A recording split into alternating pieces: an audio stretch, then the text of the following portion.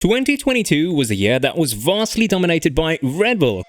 After the close championship fight that they had with Mercedes last season, the team has been nothing short of phenomenal in 2022 as they brought up the heat and the top-notch performances throughout the majority of the season.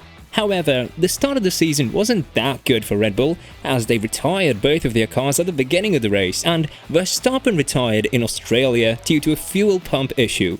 Ever since then, the team has been booming in results, and one can't help but wonder, how did the Austrian team turn things around after 3 races on the calendar?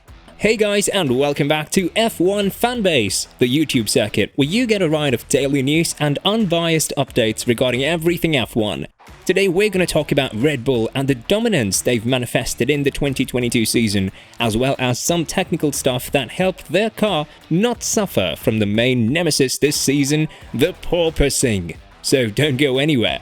While we're here talking about Red Bull and their dominance, we have an interesting fanbase fun fact to share with you that you probably didn't know. Back in 2015, we were this close to seeing a partnership between Volkswagen and Red Bull, but the Dieselgate scandal was revealed and Red Bull was forced to back up from this deal. Imagine what would have happened back then, huh? Alright, back to the topic we go. Let's start with the most obvious fact, and that is how bad the main rivals of Red Bull were. You can put this in 2 ways. Either Ferrari and Mercedes were too bad, for different reasons obviously, or Red Bull was just too dominant. Judging by the first 3 races, Ferrari has emerged as the main competitor, and it was evident that Mercedes was lacking an enormous amount of pace to keep up with them or Red Bull. But the Maranello team started messing up their own things, and reliability issues along with missed tactics are what allowed Red Bull to have multiple 1-2 finishes and allowed Verstappen to just breeze past the competition and set a dominant first place on the grid. It was more than evident that the porpoising issue is something that kept drivers from performing well. And although Ferrari was scoring decent results, they weren't able to get rid of the porpoising phenomenon so early in the season. One team that didn't struggle with this was Red Bull. They have the genius mind of Adrian Newey behind all of the engineering masterpieces, and the solution of the porpoising isn't just 1 or 2 things blended together and implemented in the car.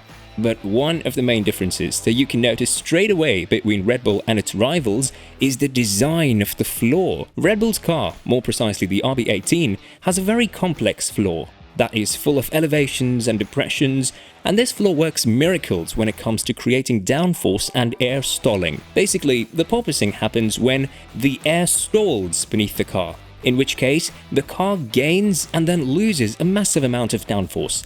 This is visible as jumping on the track from the car, and it's quite an unpleasant experience for the drivers. There are some additions to the floor of the Red Bull car that has been assimilated by its rivals, such as the ice skate solution. You may wonder, what in the world does a metal part do on a carbon fiber floor? Doesn't it add more weight to the car?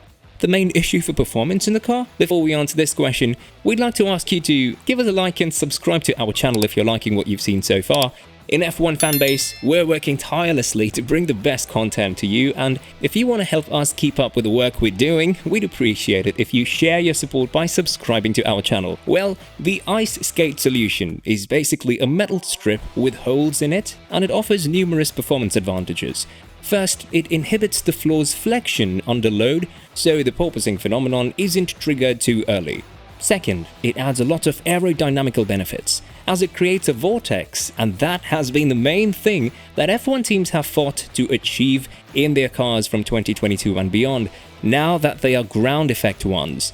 Apart from the floor, we see a massive difference in the way that Red Bull has approached the sidepod design. Mercedes opted for the no-pod sidepod design, which turned out to be not too beneficial for them, while Ferrari opted for a broad design of its sidepods. Red Bull's sidepods have been later on copied by Aston Martin in Barcelona, although the FIA did say that everything was legal in the concept of their car. There are many other things that we can talk about, but they are way too technical and they'll confuse the hell out of you, so what's most important for you to know is that Red Bull didn't just get lucky because Ferrari struck bad luck, but they've been able to build a car that was just too much of a challenge for the other teams.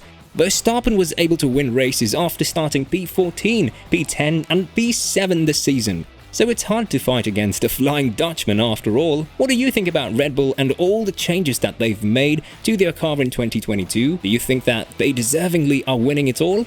Or do you think they're just riding the wave of their luck? Let us know what you think about this in the comments below. Also, if you want to find out whether De Vries will sign for AlphaTauri and then conquer a seat in Red Bull later in his career, click on the video that pops on the bottom left of your screen right now.